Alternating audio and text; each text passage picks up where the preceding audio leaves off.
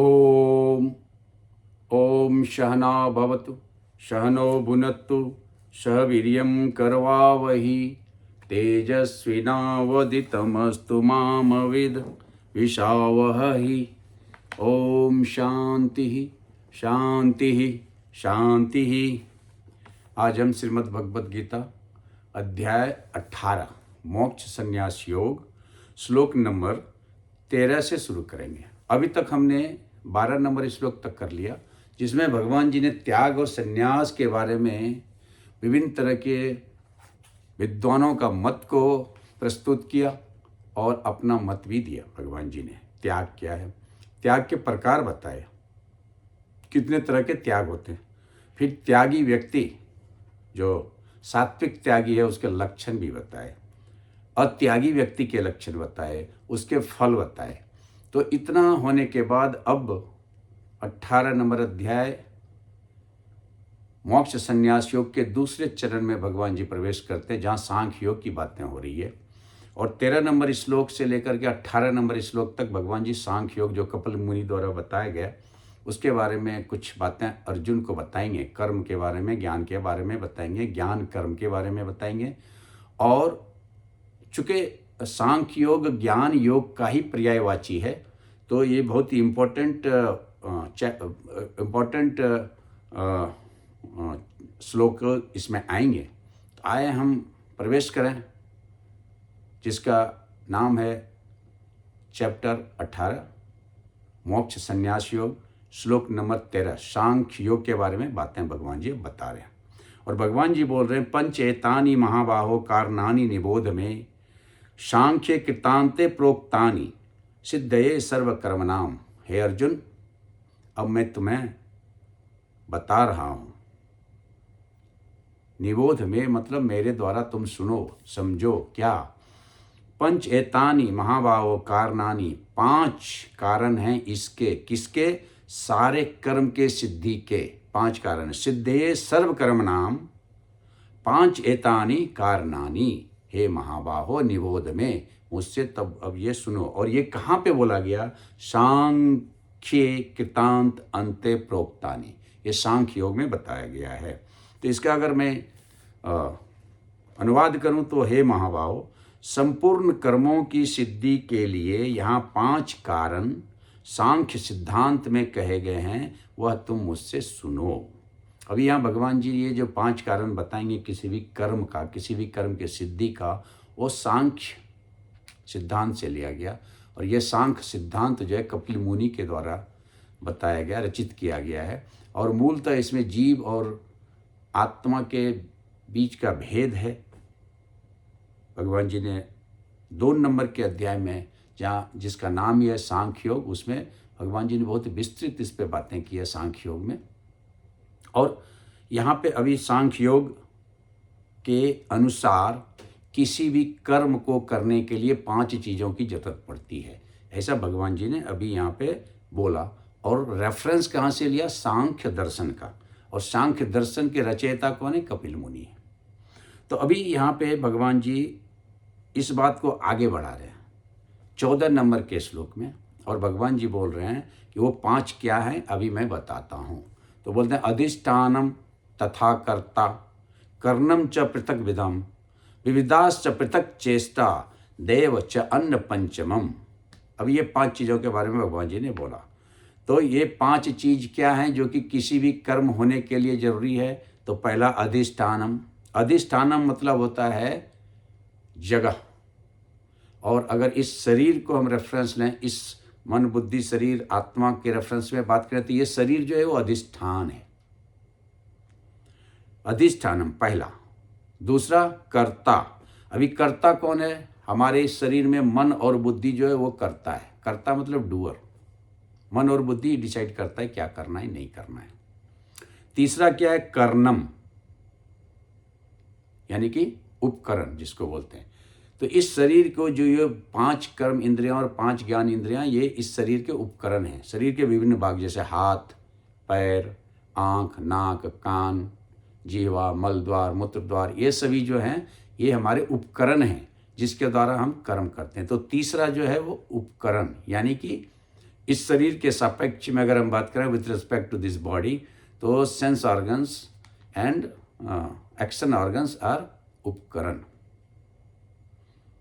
और चौथा जो बोला पृथक विदम, यानी कि अलग अलग चेष्टा। तो हम जब एफर्ट्स करते हैं तो कर्म होता है। तो चेष्टा यानी कि एफर्ट्स, और एफर्ट्स रिजल्ट है किसका? इच्छा का, डिजायर का, वासना का। तो हमारे शरीर के अंदर भी वासना है और उस वासना के कारण हम एफर्ट्स करते हैं, जिसका परिणाम फल कर्म होता है। तो चौथा जो हुआ वो इच्छा अथवा तो एफर्ट्स, चेष्टा। और पांचवा जो सबसे इंपॉर्टेंट है वो दैव। दैव च एव पंचमम। पांचवा जो है वो दैव है। दैव मतलब क्या होता है? भाग्य, परमात्मा, भगवान, आत्मा। तभी ये पांच चीज किसी भी कर्म की सिद्धि के लिए, किसी भी कर्म को करने के लिए मस्ट है। इस पांचों में अगर कुछ एक ना हो तो शायद कर्म ना होगा। पहला अधिष्ठानम, यानी इस शरीर के सापेक्ष में हम बात करें तो ये शरीर अधिष्ठान है, यानी कि वो जगह है जहाँ पे कर्म होगा। शरीर के बाहर कोई कर्म नहीं होगा। दूसरा कर्ता, मन और बुद्धि जो है वो डिसाइडर है, कर्ता है, डूअर है। तीसरा कर्णम, यानी उपकरण। उपकरण मतलब हमारे सेंस ऑर्गन्स और हमारे एक्शन ऑर्गन्स। कर्म इंद्रियां और ज्ञान इंद्रियां जो हैं वो हमारे उपकरण हैं कोई भी कर्म करने के लिए। उसके बिना हम कोई कर्म नहीं कर सकते हैं। आँख के बिना हम देख नहीं सकते हैं, नाक के बिना हम सूंघ नहीं सकते हैं, मुंह के बिना हम बोल नहीं सकते हैं, जिह्वा के बिना हम टेस्ट नहीं ले सकते हैं, कान के बिना हम सुन नहीं सकते हैं, और त्वचा के बिना हम स्पर्श नहीं कर सकते हैं। तो ये पांच ज्ञान इंद्रियां हो गया। हाथ के बिना हम किसी चीज़ को पकड़ नहीं सकते हैं, पैर के बिना हम चल नहीं सकते हैं, मुख के बिना हम बोल नहीं सकते हैं, खा नहीं सकते हैं। गुदा और मूत्र मार्ग जो है वो दो इंद्रियां हैं जिसके द्वारा प्रजनन और उत्सर्जन, यानी मल उत्सर्जन और प्रजनन यानी कि बच्चे पैदा जो करते हैं उसमें वो दो इंद्रियां काम करती है। तो ये 5 और 5 10 इंद्रियां के बिना हम कोई कर्म नहीं कर सकते। पृथक विधाम यानी कि चेष्टा। तो हमारे अंदर जो है 3 शरीर है, हमने बहुत पहले बात की है। पहला स्थूल शरीर, ये 5 इंद्रियां कर्म और 5 इंद्रियां ज्ञान, ये 10 इंद्रियों से बना हुआ ये स्थूल शरीर, हाड़ मांस का पुतला, ये अधिष्ठान है। इसके अंदर एक और शरीर है जिसे हम बोलते हैं सूक्ष्म शरीर, जो कि कर्ता है, यानी कि मन और बुद्धि चित्त अहंकार वहाँ पे है, और वही डूअर है, वही डिसाइड करता है क्या एक्शन करता है। लेकिन तीसरा जो है वो पृथक विधाम। पृथक विधाम मतलब हो गया कि वासना, इच्छा, डिजायर। तो तीसरा शरीर जो है वो कारण शरीर है। कारण शरीर कैजुअल बॉडी, सूक्ष्म शरीर सटल बॉडी, एंड स्थूल शरीर इज द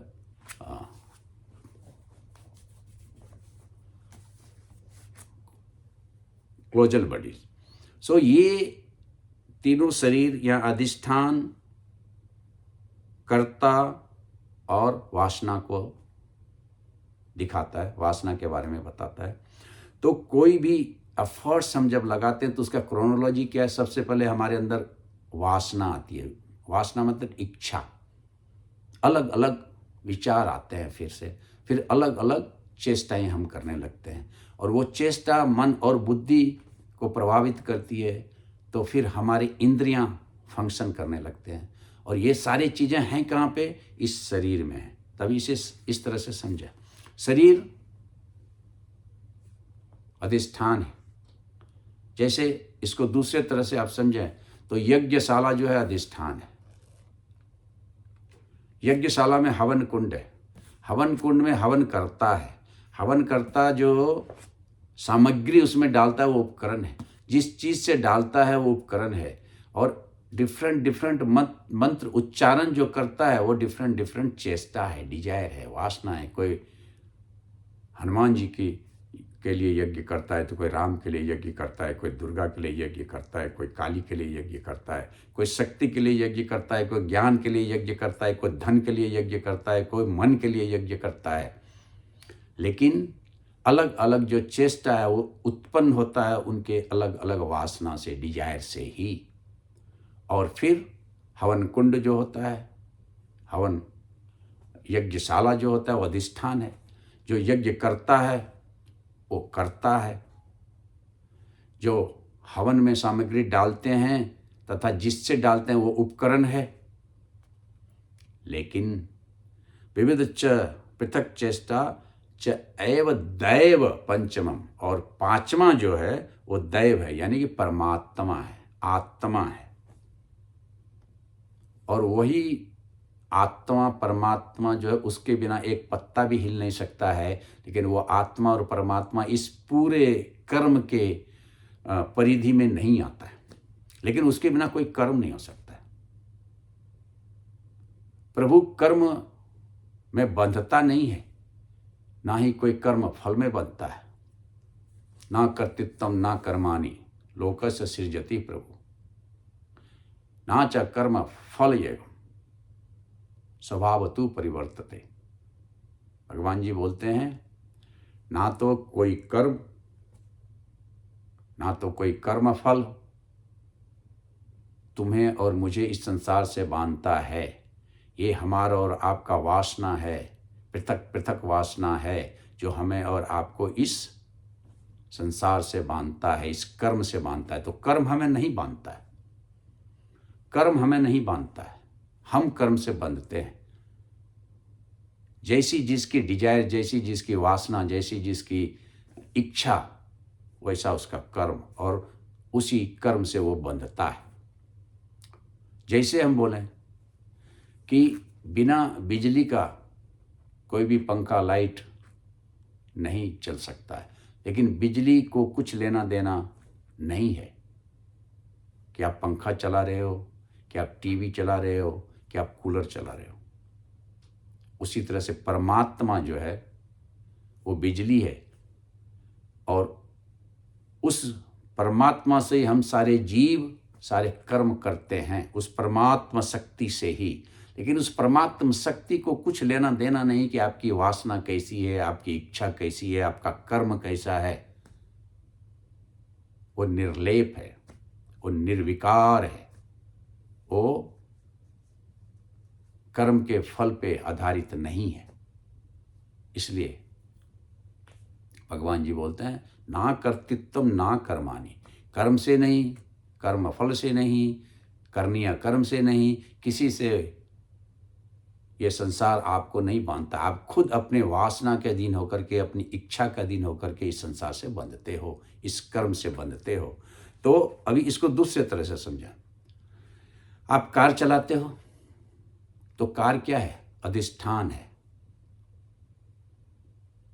और जो ड्राइवर है वो क्या है? कर्ता है, जो गाड़ी चलाता है। कर्णम क्या है? गाड़ी के अलग अलग जो चीज़ें होती है, जैसे हैंडल होता है वो गाड़ी को डायरेक्शन देता है, एक्सीलरेटर होता है जो गाड़ी को स्पीड देता है, ब्रेक होता है जो गाड़ी के स्पीड को रोकता है, क्लच होता है जो कि गाड़ी के स्पीड को कंट्रोल करता है, सीट होता है जिस पे आप बैठते हो, ग्लास होता है जिससे आप आगे और पीछे देखते हो, एसी होता है जो कि उस गाड़ी के अंदर ठंडा महसूस करता है। तो ये सारे क्या हैं? उपकरण है, करण है, जिसके चलते गाड़ी चल रही है। अगर ब्रेक ना हो तो गाड़ी नहीं चलेगी, अगर हैंडल ना हो तो गाड़ी ना चलेगी, अगर एक्सीलरेटर ना हो तो गाड़ी नहीं चलेगी। तो उपकरण वो है जिससे वो कर्म किया जा रहा है, कर्ता वो है जिससे वो कर्म किया जा रहा है। यानी ड्राइवर नहीं होगा तो गाड़ी नहीं चलेगा, और गाड़ी खुद नहीं रहेगा तो ड्राइवर भी है तो भी गाड़ी नहीं चलेगा। और पृथक पृथक चेष्टा, यानी कि गाड़ी चलाने की इच्छा। आप ड्राइवर बहुत अच्छा हो, गाड़ी बहुत अच्छी है, सब कुछ उसका ठीक है, लेकिन आपको गाड़ी चलाने की इच्छा ही नहीं है, तो लाख कोई बोले गाड़ी नहीं चलेगी। और पांचवा दैव, यानी परमात्मा, यानी आत्मा, यानी वो पेट्रोल। पेट्रोल वो परमात्मा है, वो आत्मा है, वो दैव है, जिसके बिना गाड़ी चल ही नहीं सकती है, भले ड्राइवर कितना भी अच्छा हो। भले वो गाड़ी कितनी भी महंगी क्यों ना हो, भले वो गाड़ी कितनी भी अच्छी क्यों ना हो, वो गाड़ी नहीं चलेगी बिना पेट्रोल का। तो पेट्रोल परमात्मा है, लेकिन उस परमात्मा को गाड़ी के चलने ना चलने से कुछ लेना देना नहीं है। या तो कौन गाड़ी आप चला रहे हो, आप कार चला रहे हो, आप जीप चला रहे हो, आप मोटरसाइकिल चला रहे हो, आप बस चला रहे हो, आप ट्रक चला रहे हो, उससे उस पेट्रोल को कुछ लेना देना नहीं है। बट पेट्रोल अगर नहीं है, ना तो कार चलेगा, ना तो बस चलेगा, ना तो जीप चलेगा। ठीक उसी तरह से ये पांचवा जो है दैव, यानी परमात्मा, यानी आत्मा, भाग्य, समय, जो भी आप बोलो, अगर वो नहीं है तो आपका कर्म नहीं हो सकता है, आप कर्म कर ही नहीं सकते हो। लेकिन उस परमात्मा का आपके किए हुए कर्म से कुछ लेना देना नहीं है, और उस कर्म से कोई आसक्ति भी नहीं, इसलिए भगवान परमात्मा आत्मा निर्लेप है। तो यहाँ पे भगवान जी यही बता रहे हैं कि ये 5 जो कारण बताए किसी भी कर्म के होने का, तो ये 5 कारण कौन कौन है? अधिष्ठानम तथा कर्ता, कर्णम च पृथक विधाम, दैवम च पंचमम, ये 5। और इसको आसानी से समझने के लिए आप कार का ये कर, अभी और एक उदाहरण से समझें। गीता जी अधिष्ठान है, हम और आप पढ़ने वाले कर्ता हैं, और ये पढ़ने के लिए आँख का होना जरूरी है, मुख का होना जरूरी है, नहीं तो आप पढ़ नहीं सकते हो। गीता जी भी है, आप भी हो, लेकिन आँख नहीं है, कैसे पढ़ोगे आप? कान नहीं है तो कैसे सुनोगे आप? मुख नहीं है तो कैसे उच्चारण करोगे आप? तो वो सब उपकरण हैं। और पृथक पृथक चेष्टा, जिसकी जैसी वासना, जैसी जिसकी इच्छा, वैसे उसका गीता जी पढ़ने का। कोई सात्विक भाव से पढ़ता है गीता जी ज्ञान के लिए, कोई नाम के लिए पढ़ता है, मेरा नाम बहुत हो, लोग समझे कि हम गीता पढ़ते हैं। कोई गीता पढ़ता है समाज में अपना पद प्रतिष्ठा बढ़ाने के लिए। तो जैसी जिसकी इच्छा, जैसी जिसकी भावना, वैसे वो गीता पढ़ेगा। और अंत में जो है वो है भगवान, यानी कि आपके अंदर बैठा हुआ जो चैतन्य है, चैतन्य स्वरूप है, चैतन्य शक्ति है, वो आपको कंपेल करता है गीता पढ़ो। लेकिन अगर आप गीता नहीं पढ़ते हो, आप कुछ दूसरा चीज़ पढ़ते हो, तो उस चैतन्य शक्ति को कुछ लेना देना नहीं है। लेकिन अगर चैतन्य शक्ति नहीं है, अगर आत्मा आपके अंदर नहीं है, अगर परमात्मा आपके अंदर नहीं है, तो आप कुछ नहीं पढ़ सकते हो। तो ये तरह से भगवान जी ने बहुत ही विस्तृत व्याख्या की। हमने 2, 3, 4 उदाहरण से इसको समझे, और इसी बात को आगे भगवान जी बोल रहे हैं 15 नंबर के श्लोक में कि शरीर वाक मनो अभियत कर्म प्रारब्धे नरः न्यायम या विपरीतम व पंच एते तस्य हेतवः। हे अर्जुन, आप अच्छा कर्म करो न्यायम, या विपरीतम या खराब कर्म करो।